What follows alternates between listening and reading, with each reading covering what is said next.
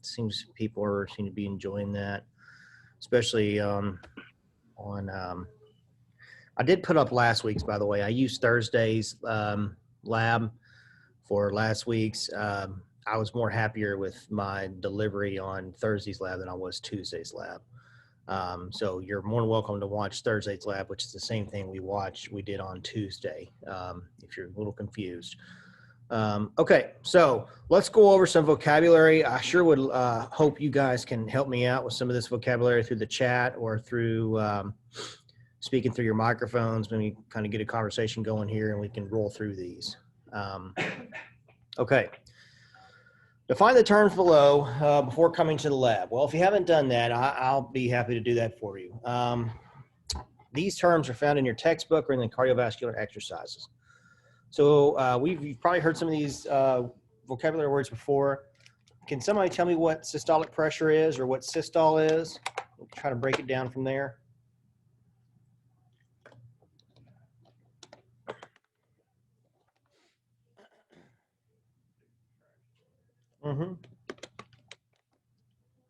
So Ryan said it's contraction. So it's the amount of pressure under the contraction of the heart. And that is, so when we talk about pressure, that's the resistance or the pressure coming out of the heart into the circulation, okay? That's how we can measure pressure. Normally, the highest pressure is going to be somewhere in your aortic arch because we're going from a lot of blood going into smaller tubes. The aorta starts with that. Okay. Diastole, that is your pressure when you are relaxing. Your heart is relaxing. So you want to try to get your diastolic pressure as low as possible, because if you think about it, if you have a low diastolic pressure, that allows the blood to come into the heart. You don't want a lot of pressure working against the heart as it fills, because if you think about it, that's working against the flow of the blood coming into the heart. So we want to have low diastolic pressure. Pulse pressure. Pulse pressure is just what it says. It's the amount of pressure found in your arterioles, in your veins. You take your pulse. That's basically what we're doing. We're measuring the pressure in your systemic circulation. Now, mean arterial pressure, there is an equation for this, and we will come across it. It's something divided by 3. Help me out if you guys know it. Pulse, it's mean arterial pressure. Here it is. It's diastolic pressure plus 1/3 of pulse pressure. All right. Usually that's going to be around 100-ish, 110-ish, I think, if I'm doing that right. Yes, and I found what is the pulse pressure. It's systolic pressure minus diastolic pressure. That's right. It's right. Yes, you're right, Irina. It's right above it at number 3. There is an equation for pulse pressure. Mm-hmm. Okay, so yeah, make sure we highlight those. Those are also found in page 40. We will do that in a minute. But let's go back up to 37. Okay, now this word, if I don't think about it, I can say it. Sphygmometer, perhaps. That's how your lecture instructor is going to pronounce that. I'm sure you all may have a better pronunciation than me. So that's the device where we can listen to somebody's heart rate, okay, or heartbeat. Well, it's pressure, honestly. It's not, excuse me, it's the cuff and the bulb that we hold to get your blood pressure. Now, the sounds of Korsakoff, those are the sounds that the valves are closing. A lot of you all said matrial valve or bicuspid valve or tricuspid valve. This is what happens when we have this valve. When the valve's shut, the lub-dub part, that is what we're measuring, and that's how these valves, that's the sound these valves make when they open and close. And I want to go shut this door again. I thought I could get away with it, but I'll be right back.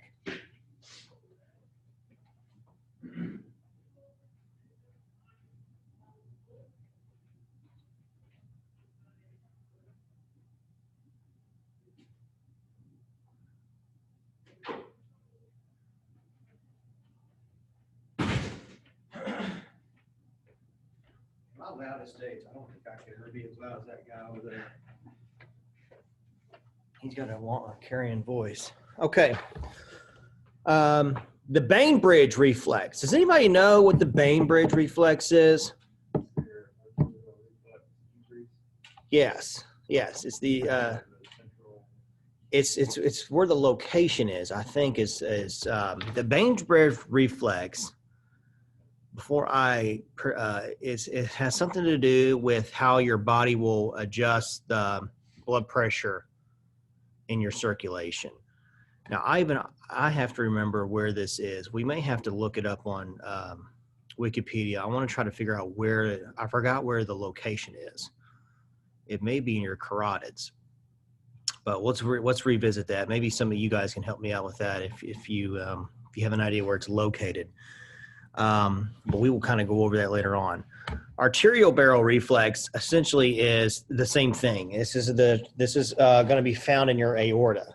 All right, your arterial barrel reflex covers your aorta, and what it is there's a group of specialized cells that will measure will measure the amount of blood pressure coming into the aorta, and it will modulate your heart rate and your contractility of the heart. Okay, this is how we can. This is how we make sure we don't get out of control and we try to maintain homeostasis.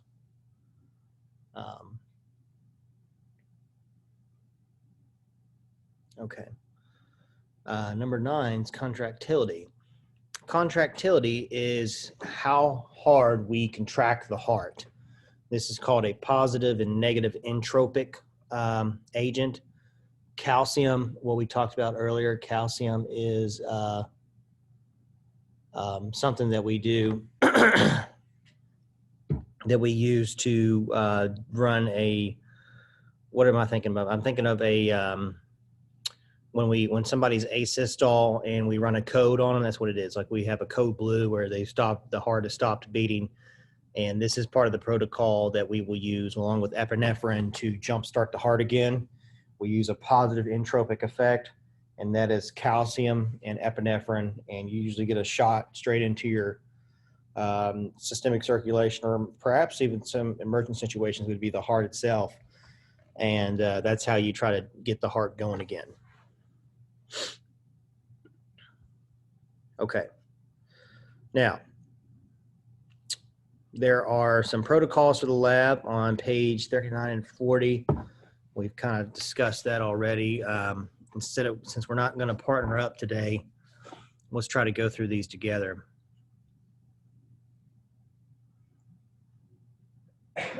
Yeah, the sphygmometer is the blood pressure cuff, and then I was explaining the stethoscope before then, but that's the cuff and the bulb. Okay.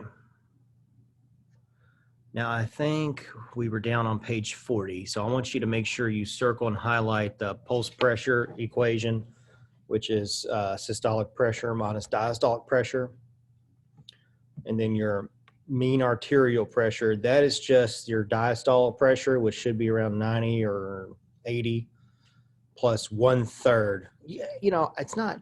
I said earlier that it was 90 or 110. It's more like closer to 120. I think that's the normal mean arterial pressure, and that is just the amount of pressure that is occurring through your body, your systemic arterial pressure, like in your arterioles, arterioles, vessels as such. Okay. All right. So I might have just answered number 5. Describe the mean arterial pressure.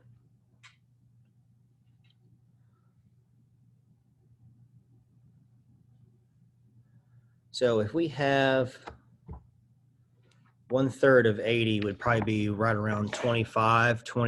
So if we have diastole of 80 plus 25, that's around 105. That would be your mean arterial pressure.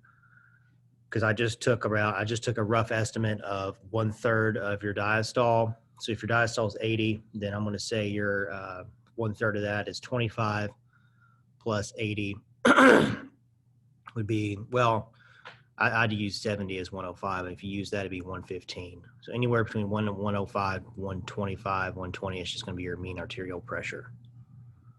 Okay.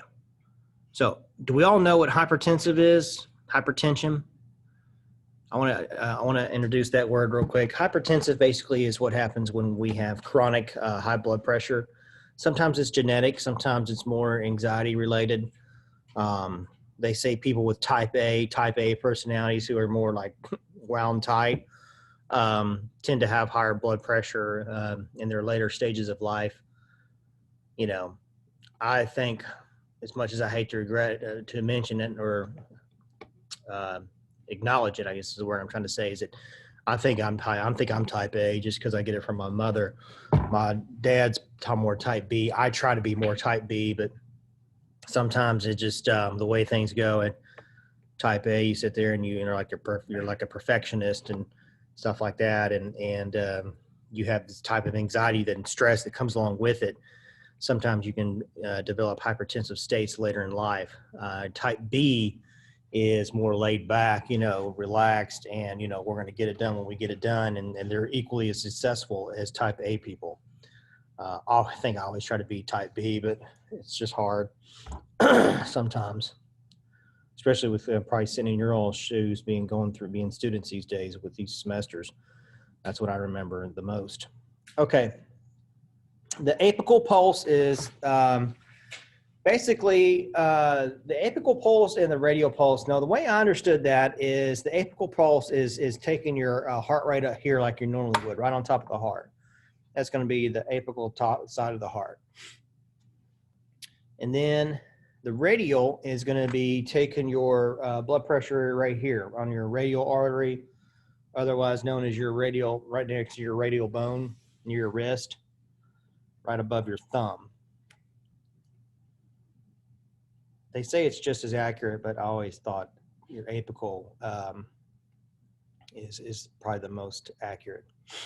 So if you were to do this, you'd probably say your heart rate, let's say your heart rate is around 90 beats per minute, okay? And then your radial would be the same. It's supposed to be the same.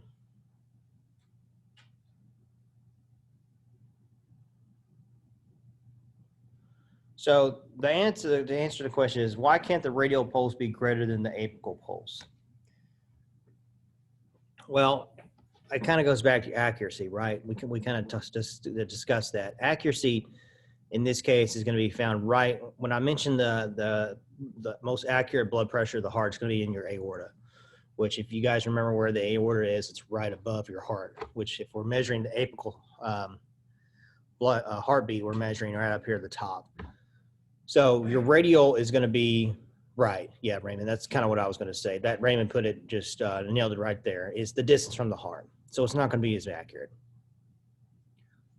All right, so we can define the pulse deficit, which is just the difference between the radial and the apical pulse. And then what physiological problem might a pulse deficit indicate? Well, that's a good question. I can think of, I don't know if there's an actual right answer. I think it's something that you could probably argue. A lot of it is PAD, peripheral artery disease. People that's seen in smokers sometimes. Arterial sclerosis. Arterial sclerosis is basically the hardening of the sclera of the vessels. I think that could definitely, later in life, you lose the elasticity of the aorta, and you could see a large difference in blood pressure there. So arterial sclerosis, it's arterial sclerosis. Atherosclerosis is your diet and Yeah, sure, Liz. Hold on. And that is the hardening of the vessels. The other part, atherosclerosis, is the deposits of the lipid deposits that would cause a heart attack down the road. Pulse deficit basically is just the difference between the radial and the apical blood pressure beats per minute. It's pretty simple. And it's just because there's a distance from the heart. That's what Raymond said, and he's exactly right on that. Okay, so there are on page 42, there is some setups here that we would normally run on, and we would buddy up and do a sphygmometer reading on the BioPack. We are going to kind of go over what these are supposed to demonstrate. And we will answer the questions at the end. So if we're standing up, you're going to have basically, if you're standing up like me, you're going to have normal blood pressure, right? Your body's going to adjust to it. Has everybody ever noticed that if you're lying down or if you're in a chair and all of a sudden you jump up real fast and you, I think this is what we're trying to demonstrate here, is that you get a little lightheaded. I'm sure we've all done that, or you see stars. Does anybody know what that is? You can chat me something if you think you know what I'm talking about. Is it orthostatic pressure? Yeah, that's perfect. That's exactly right. I forgot about that vocabulary word. It's orthostatic pressure. So what happens is that our vessels are relaxing and they're allowing certain pressures to go throughout the whole systemic circulation. So then all of a sudden gravity takes hold. And if you were to rise up either on one of these desks or in your bed or chair really quickly, like for instance, like I got up late, like my wife had to come get me up because I didn't sleep. I slept terrible today, and I slept with a fan and the fan went out, and it was her fault. She got a crap fan. She got rid of the fan I liked and because it didn't match the room or something. So then her fan went out. So I was like, we got to get another fan. Anyways, I didn't sleep very well today. And all of a sudden she says, are you going to get up? And I'm like, okay. So I jump out of bed, and this just happened to me probably 2 hours ago. I jump out and I had to kind of like watch myself because I got a little woozy just because my blood pressure changed so fast. And it's orthostatic pressure is exactly what this is. And it is your body adjusting to gravity. Because if you think about it, it's relaxed and all of a sudden all your blood will start to drain down. And what happens is that we have to that's not the word flex. We have to constrict our arterioles and veins to make sure we keep the blood pressure up high to permeate the brain, so to speak. Perfuse the brain is the better word I like to use. Perfuse the brain. And we're going to talk about that. That's kind of what the Bainbridge reflex is and the arterial reflex is. It sends the drop in blood pressure very quickly. And that's how we can change it. Okay. So that is what happens when you're lying down, you're standing up. That is essentially what these protocols are trying to explain to us. And then obviously, kind of like last week, we talked about what happens when you exercise. If you exercise, your blood pressure is going to go, is going to be a little bit elevated because it has to deliver metabolic supplies to the muscles as quick as possible. You're going to see that in an increased cardiac output, and you're going to see that in your increased heart rate. Okay. So standing quietly, control. Let's do this real quick on this chart here on page 44. Your blood pressure. All right, so if you're standing quietly, let's say your blood pressure is right at 120 millimeters per mercury, right? Then our heart rate would be, let's say our heart rate is 90 beats per minute. So if we immediately stand immediately upon reclining, okay, I guess I'm trying to figure out what that means. It means if we're gonna jump up upon reclining. Let's just treat it, number 2, as like we're just laying down. We're just saying we're gonna recline. So if you're reclining, your blood pressure is probably gonna be a little bit lower, maybe around 110 and your heart rate's going to be a little decreased, maybe 85 or 80, because you're in what's called a basal metabolic state. You're in a basal metabolic state basically means that you are just resting, a baseline, so to speak. After reclining for 5 minutes, your control for standing. Okay, well, we're just going to say that this blood pressure would still be, right around 110 beats, 100 milligrams per millimeters per mercury, mmHg. Millimeters per mercury is how we measure blood pressure. And heart rate would still be around maybe 80, 85. Now, this is what I was talking about. And then you stand immediately, right? So all of a sudden, the gravity takes hold and your blood rushes down to your feet, and then your arterioles and your heart rate have to adjust for this. So your blood pressure may jump up just a tad, maybe to 125, 130, and your heart rate is going to increase because it has to catch up on that changing of positions. So you would probably be closer to back up to 95 to 100 beats per minute. And this will happen over like maybe 10, 20 seconds, So after standing for 3 minutes, this would be like a control. So if you're just standing there, it'd probably be just what it was in number 1. We can copy what we did for number 1 because we're just trying to get a control at this point.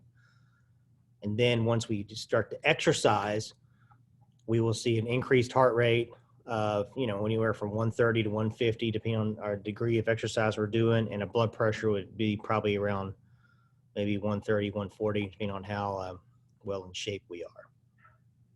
Okay. That is kind of the take-home message of what that exercise would be. Is there any questions on that? It may seem pretty self-explanatory there, but we're going to kind of get into the reflexes, and I think you guys will kind of understand what we're getting at. Okay. All right. Compare your results from standing.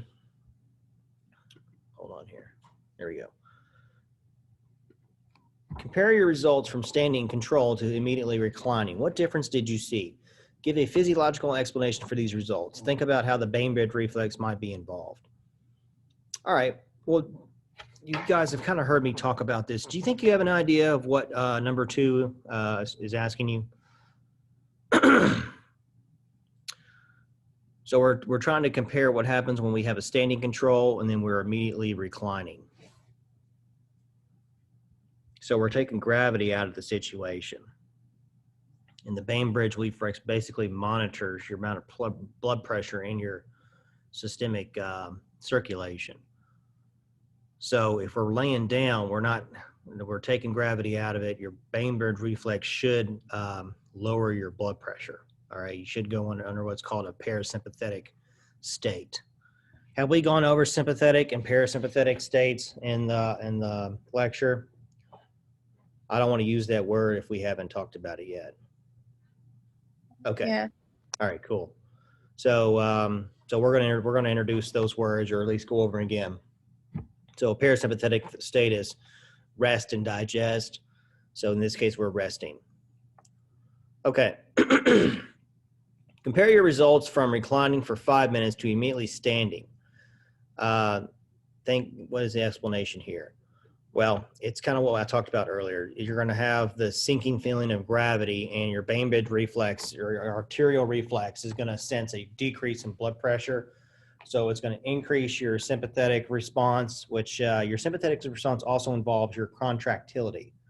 Your heart is going to contract a little bit harder too, to make sure we keep blood pressure where it needs to be. Okay. And then compare your results before exercise and after exercise, and give a physiological explanation of what your results are.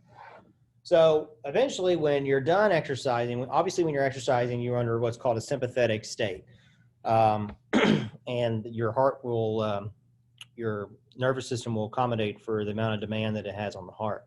Afterwards, this is how we calm down, is that when the muscles no longer need metabolic supplies, i.e. oxygen mostly, and then your lungs are expelling CO2 and muscle breakdown, your heart's going to slow down, and that's going to be under the PNS, the parasympathetic nervous state, where you kind of go back to what's called, I mentioned earlier, basal level, which is just your resting level heart rate and blood pressure.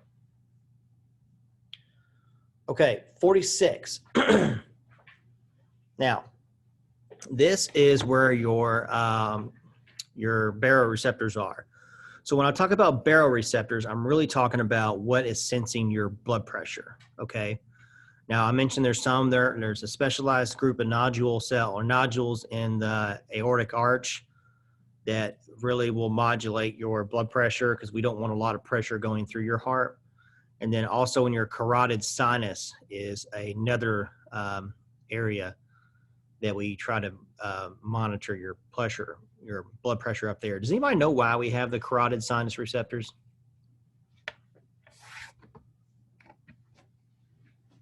Think about it. There's a reason they're up there. What's above the carotid? Think big. Brain. Yeah, that's right. Was that you, Irina? Yeah. The brain is something that we don't want to have a lot of pressure running through. Okay, that's how we can cause a hemorrhagic stroke or something, even perhaps even a seizure. So the body is built these carotid sinus receptors in to monitor the amount of pressure going to your head. It's very important. Same with the aortic arch. We want to monitor the amount of pressure going into the aortic arch, because beyond the aortic arch is arteries that become a lot smaller. And the farther we get away from the heart, the smaller these vessels become, and we just don't need a lot of pressure running through them. So that's the smart thing right there. And then the vagus nerve, does anybody know what the vagus nerve does? I know it's in here. Did we go over vagus nerve in the lecture? The vagus nerve is the big nerve that controls the parasympathetic nervous system. That's what makes everything calm down.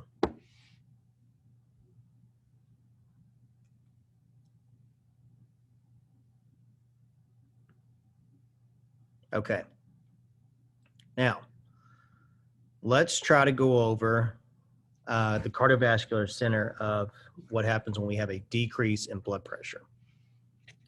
So let's start on the left-hand side, and maybe what I'll do is I will share my screen here. This may be best to share my screen.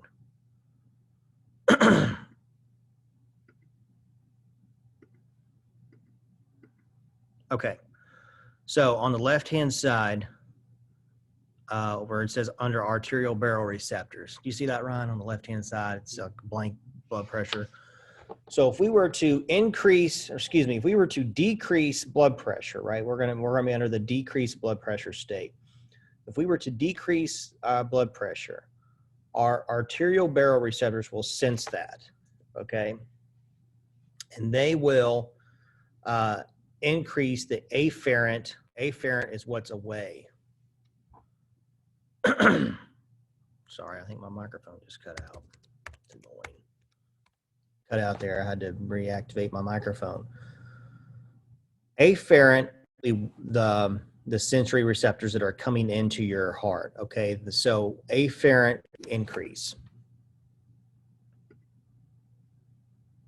I might see. For some reason, it keeps cutting out. Can you guys hear me by chance? Yes. Okay, Yeah. sorry about that. So the afferent vessels are going to be the sensory receptors. Those are going to sense this arterial, it's going to sense the decrease in blood pressure. Okay, the afferent nervous system is the sensory nervous system that's going to sense that and travel to the cardiovascular center, all right, which is part of your medulla in your brain. Now, the efferent is the motor neurons. Okay, this is moving away. These are going to be the neurons going from the brain to the body. They're going to deliver some kind of action. So in this case, if we have a decrease in blood pressure, the PNS is going to decrease and the sympathetic nervous system is going to increase. Okay, the effectors are the heart is going to be an increase in heart rate and an increase in contractility. i.e. calcium or epinephrine. Now, blood pressure, blood vessels. Total peripheral resistance is TPR. That's going to increase because what happens is that we are causing the vessels to constrict under the parasympathetic nervous system. So if they're like this, all of a sudden they're going to get a lot smaller. So that's going to increase the total peripheral resistance. VR, is that vascular resistance? Vessel resistance? I can't think of what VR, I I forgot think what. it's Venus. Venus. It's Venus return. Okay, venous return. Okay. Yes, that's a lot different than what I was going for. Venous return is what happens when venous return is what we're talking about, what comes back to the heart. Okay. This is blood that is returning to the heart. So if we were to increase the heart rate and increase contractility, we are also increasing the velocity of the heart in the vessels, which is going to increase the venous return to the heart. Okay. And in the adrenal response, epinephrine and norepinephrine, that's going to be an increase because that's a positive entropic agent or positive contractility. And then renin and blood pressure. Renin is a precursor to aldosterone. Renin will help activate aldosterone, which will retain sodium and kick out potassium, which will increase your blood pressure. When we increase sodium in our vessels, do we all know what follows sodium? This is hardcore physiology. So the one thing that follows sodium in the blood is water. Okay, so if we have an increase of sodium, we're going to retain our water in our vessels, and that's going to help keep our blood pressure up. All right, any questions on that? So does renin control the amount of water in the blood then? Indirectly, yeah. Indirectly, it will. It will through aldosterone because renin will activate aldosterone. And once aldosterone gets released into the systemic blood, then it will react on the kidneys. It'd be the distal convoluted tubule of the kidneys to retain sodium. And if you retain sodium, and it will reabsorb sodium and kick out or secrete potassium. So if we reabsorb sodium, then we're going to keep water. And when we keep water, we increase the blood pressure. Okay. Let's do some case studies. Any questions on that, guys, by the way? That's a lot. That's a lot of connecting the dots there. It may be review from lecture. Okay. Case studies. Let's see here. Mary Frances visits the doctor complaining of weakness, fatigue, fainting, and confusion. Her heart rate is 40 beats per minute. That's a low heart rate. An EKG or ECG indicates no P waves but normal QRS complexes. What is the explanation? What can be done for this patient? So P wave basically is no atrial depolarization, right? No atrial contraction. Does anybody know what that is when we don't have that? When nothing's really showing up? Junctional rhythm. Yeah, it could be. It could be. I was thinking of more atrial fibrillation. Fibrillation. That is, basically when we're just getting this, we're not getting a full contraction. And we have normal QRS complexes, so we're going to get ventricular contraction, but we're not getting a lot of atrial. And this is common, especially in older people. So you can write down those two points we made there. This is just help to get us think. This could be a lot of different answers. The only thing with fib, though, is if a patient is in fib, the QRS complexes aren't going to be normal.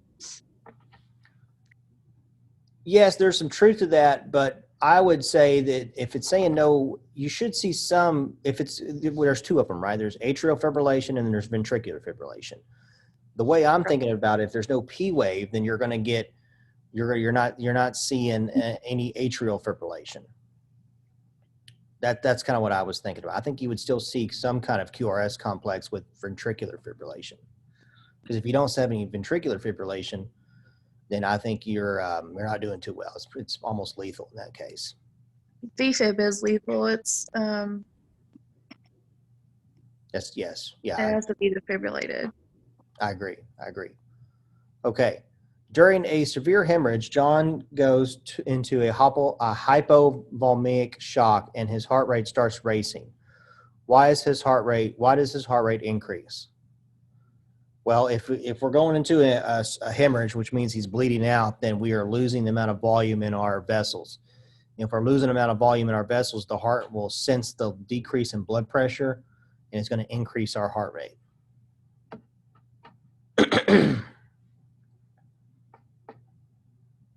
Okay, any questions on number 2?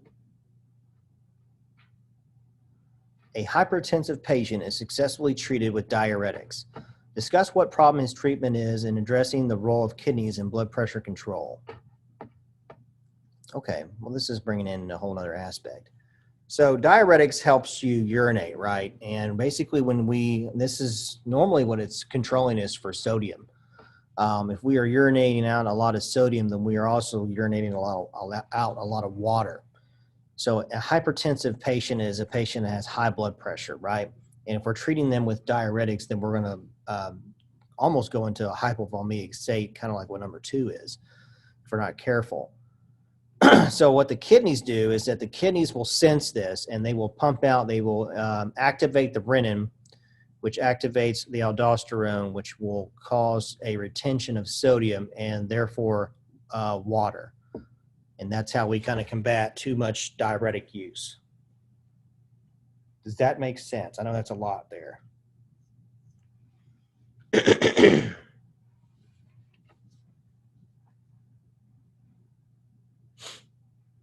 Can you say that one more time? Yeah, sure. So in a hypertensive patient, they are being successfully treated with diuretics. Discuss the problem that this treatment is in addressing the role of the kidneys in blood pressure control. So when we are under diuretics, we are basically not reabsorbing sodium. We are excreting sodium in our urine, and with the sodium goes a lot of water. So that creates a hypervolemic state, a low blood pressure state. The kidneys will, the arterial barrel reflex, and even the carotid will sense a decrease in blood pressure. And one way the kidneys will act to bring this blood pressure back up is to activate renin, which will activate aldosterone, and aldosterone will retain sodium. And when we retain sodium in the kidneys, that also will bring water back into the systemic circulation and will increase our blood pressure.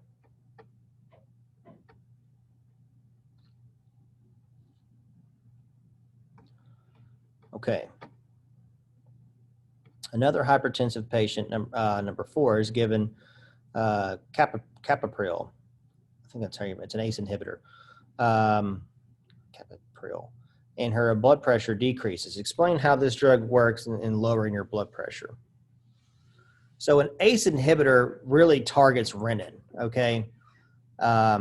It targets this renin pathway, which will block aldosterone, which blocks sodium retention and subsequent water retention. That's how we lower blood pressure. It's basically through the kidneys.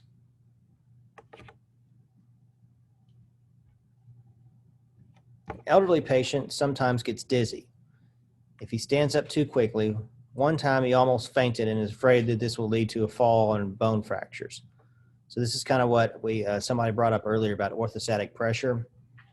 When we rise up too quickly, then we get dizzy, and that's why your body kind of has to adjust. You'll see old people do this where they'll like get up very slowly from a chair so their blood pressure can modulate itself as it stands up.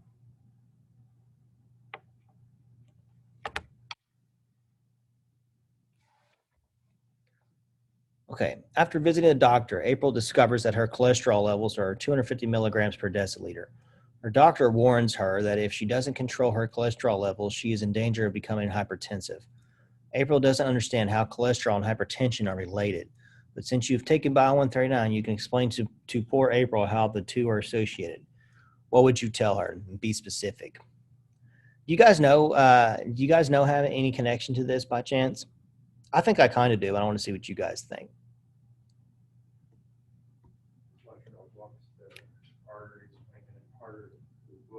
Yeah, I think it's atherosclerosis. I think it's what we're trying to answer here. When we have atherosclerosis is basically when we have lipid deposits in our arterioles, most notably in our the five arteries that perfuse the heart that are basically going to undergo the metabolism of the heart itself. The carotid arteries. It's not the carotid arteries. It's slipping my head right now. It's the five arteries that will perfuse the heart. And sometimes when you have lipid deposits in these vessels, they can clog up and cause atherosclerosis. And this can cause hypertension because we're creating a blockage, which is narrowing the amount of lumen in the vessels, and this will increase blood pressure.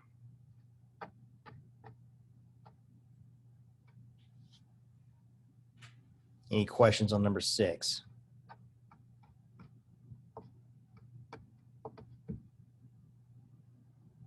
Okay. Gabrielle, a heroin addict, feels tired, is weak and feverish, and has vague aches and pains. Terrified that he has AIDS, he goes to doctors informed that he does not have AIDS. As you can imagine, he's relieved. The doctor tells him he is suffering from an infection of the interior lining of the heart. He also has abnormal heart sounds. What conditions explains this symptoms? So this is something that has been running rampant through the state of Kentucky, and also sucks up all the ICU beds in every hospital in this state, and it's called endocarditis. And endocarditis basically is inflammation of the inner lining of the heart. And sometimes this is from dirty needles. More than likely, these people are systemic. They have a systemic infection, typically MRSA or some kind of staph species that have gone systemic in their blood and can cause endocarditis. It's very hard to treat. The mortality rate is significantly high also, especially in the older ages. Some young people can survive after numerous surgeries, but in light of the abnormal heart sounds, this basically is what happens when we have vegetative growth on the valves itself, the bicuspid and tricuspid valve, particularly the bicuspid valve, because that's the left ventricle, the left atrium going to the left ventricle.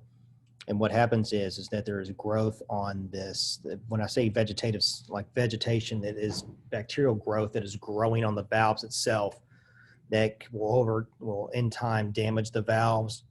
And you can kind of pick this up on abnormal heartbeats. Doesn't it cause mitral valve regurgitation? It can. Yeah, it can. Yeah, and that's the surgery part.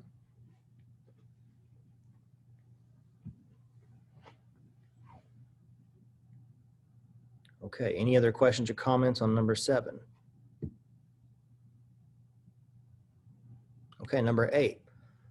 Frank, a 50-year-old airline pilot, visits his doctor complaining of severe, intense, crushing sensations in his chest that radiates into his left shoulder and down his left arm, triggered by an off-duty rugby match. The chest discomfort was relieved by resting.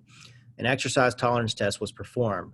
Mild exertion resulted in chest pain, which was relieved by nitroglycerin. Frank was given beta blockers and calcium channel blockers as a pharmacological therapy.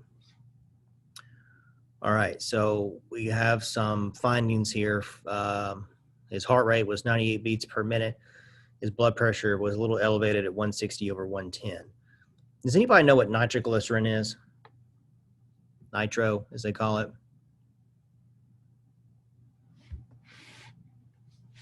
So nitroglycerin, nitric oxide, nitroglycerin, you'll see this in nitric oxide also in your body, but it's the same purpose. When somebody is given nitroglycerin, it's either through a tablet or they can actually rub it on their chest and it becomes absorbed in the skin. And what it is that it is a dilator, a vasodilator. Okay. So what happens is that if you have this blood pressure as 160 over 110, it will cause vessels to dilate, which will lower your blood pressure, right? And that's kind of what we want to do here. We don't want to constrict any vessels, especially if we're in this case, it looks like Frank is experiencing an MI or myocardial infarction, otherwise known as a heart attack. And this will help lower his blood pressure. Beta blockers or beta agents are a agent type of cell receptor in the blood that is involved in your contractility. Okay, so if we are blocking the beta agents, then we are blocking the positive entropic effects or contractility. So we want to slow the contractility of the heart. That's what beta blockers are for. It will also help lower your blood pressure. And the cause of the pain in part B, I'm going to call this referred pain. Referred pain is something that most physicians and nurses will have to understand what this is. If somebody comes to the ER and presents that they have left shoulder pain or lower back pain, and this is basically how nervous system circuits can come intertwined, and when these efferent nervous systems or sensory nervous systems travel to the brain, they can get confused and tell the brain that we have pain in the left arm, we have pain in our epigastric region, and really what this is that it's actually pain in the heart because you're experiencing a heart attack. Okay, so I think I'm going to call B as referred pain. All right. Calcium channel blockers. I didn't mention calcium channel blockers. I did mention that calcium is a positive entropic effect, which helps contract your heart a lot harder, and that's what we don't want to do right now. So if we're doing calcium channel blockers, this will also decrease the blood pressure of the heart. Okay, there was a lot going on there, number 8. Any questions or comments there?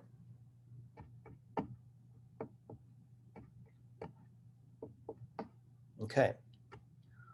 All right. So looks like we're going to come up on the review of lab exam 1, which is number 5. Looks like we do have some things that are laid out for you guys to work through. If this is something that you want to do and you want to check back with me, if you're confused, please do so. When I do get the test or exam, what I've done in past semesters is that I will email out a study guide so you guys know what to expect, and we will take it from there. Is there any other questions or comments? Do you have an estimate of a date for our first exam? It's going to be on the syllabus, Liz. I do not know off the top of my head. I think next week, I'm not even sure if we're meeting because it's President's Day and some labs aren't meeting, so I have to see if we are meeting. And then I think after the following week of next week, in 2 weeks, I think is when the lab exam is. I'll have to check on that, but it's definitely detailed out in your syllabus. Okay, The yeah. syllabus says the 21st through 23rd. Yeah, I saw Raymond said that also. So we have some time, but we want to probably start on this sometime this week. Just reviewing everything. And then any soft spots, you can always reach out to me if you want to. The spotlight sessions, I think people have said they're very helpful. I know the Bio 137 folks have really enjoyed the spotlight sessions and the material that they're covering. I've gotten a lot of good feedback on that. So do not forget about that. Spotlight sessions. Okay, any other questions, comments? Okay, I will probably put this up on YouTube later on. And then I think that you guys be careful the rest of the week. I think the weather's coming in tonight and it's going to persist through Thursday. So Be careful out there, and I will check back in. If you got any questions, please email me, and then we'll probably touch base sometime next week. Have a good day.